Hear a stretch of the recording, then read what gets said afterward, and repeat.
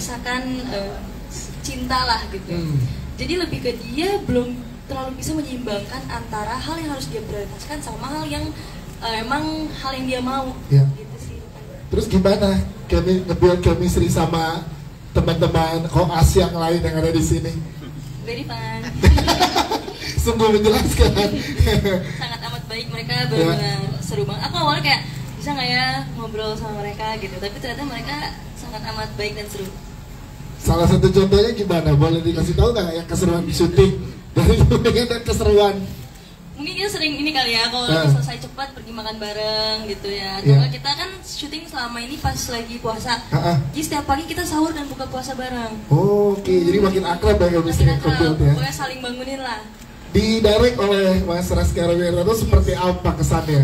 Ini pertama kali ya sih untuk kerjasama sama Mas Raski Robin? Pertama kali, senang sih karena aku mungkin masih banyak belajar juga dan Pak Robi juga banyak sabar dan mau membantu aku karena aku juga masih banyak belajar. Jadi belajarnya nggak cuma acting tapi juga istilah-istilah kedokteran? Iya itu, dan nanya juga selalu dibantuin sih, nggak pernah yang gimana. So far sih aku didirect dengan nyaman dan aman. Zi, thank you Zi. Tepuk tangan dong Zi biasanya. Thank you. Kita ke Gino. Gino Abraham lo sebagai siapa tadi udah di-spill dikit sih. Tapi karakternya seperti apa dan konflik apa yang akan ditemui oleh karakter seorang Gino di film di serial ini? Oke. Pertama-tama aku mau ucapin thank you untuk teman-teman media yang hadir, untuk Pictures juga, untuk teman-teman semua yang di sini. Dan itu udah kasih kepercayaan aku untuk memerankan salah satu karakter koas di sini. Kalau mau ngomongin tentang karakter, jujur ini salah satu karakter yang sangat amat challenging buat aku. Karena di sini seperti yang dibilang sama William Rivers, gitu, bahwa aku ini bisa dibilang salah satu anak koas yang paling terfasilitasi, gitu, karena punya privilege lah ya. Privilege itu dia. Dan tapi di luar itu dia pun juga tipe anak yang sangat into his work. Dia cukup pintar, dia jenius juga. Susah juga sih untuk mempelajari istilah kedokteran itu. Karena kebetulan saya punya keluarga juga yang memang banyak dari keluarga saya itu dokter.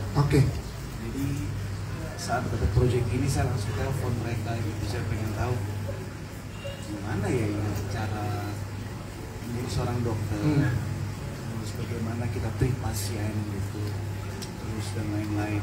Jadi ya saya banyak menggali informasi sih di luar dari proses reading dan produksi dan lain-lain, karena ada keluarga yang juga berprofesi sebagai dokter ya. Betul. Terus kemudian chemistry barengan sama Abizar, Adipati dan di luar emang juga udah temenan kan, jadi lebih gampang jadinya atau gimana buat seorang Giorgino? Gampang, seru banget sih. Justru mereka adalah anak-anak yang asik. Bahkan mungkin di saat lagi pada puasa ya waktu itu pas produksi, aku nggak puasa, tapi aku boring kalau nggak bisa tidur di kamar, aku join mereka gitu, buka bersama, padahal nggak buka juga. Pokoknya tapi aku pengen sahur ikut sahur, buka puasa ikut buka puasa bareng gitu ya. Pokoknya pastinya pengen bareng sama teman-teman karena seru banget, suka bercanda jadi. Namanya karakternya siapa tadi belum disebut? Saya sebagai Vino. Dr. Vino. Oke, siap. Tepuk tangan untuk Giorgino Abraham, thank you Gino. Kita ke Abizar. Gimana Bi karakter dokter ini, siapa karakter namanya dan konfliknya akan gimana di serial ini Bi?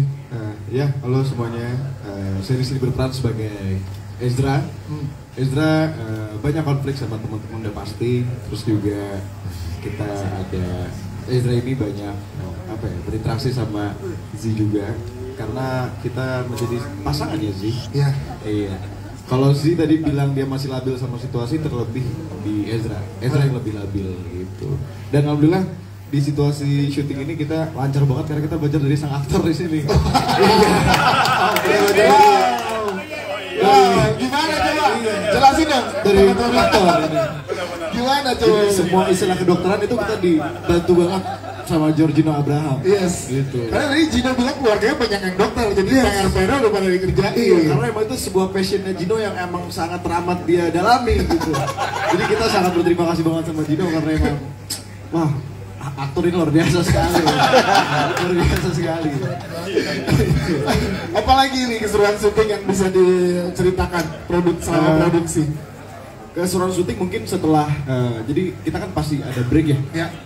Di sela-sela break itu kita sempetin untuk kita main bola bareng-bareng sama kru dan juga sama teman-teman pemain untuk refreshing lah, maksudnya kita udah kerja keras, terus kita juga harus mendapatkan hal-hal yang relax juga, akhirnya kita main mini soccer juga sama tahu. Dan menurut gua itu salah satu hal yang sangat menyenangkan. Yang sendiri akan ada konflik dari Ezra sendiri ada, dan juga dengan pasangan akan ada juga di sini. Ada, lengkap banget. Lengkap banget. Siap. Abizar, thank you Abizar. Kita ke Adipati dong kan.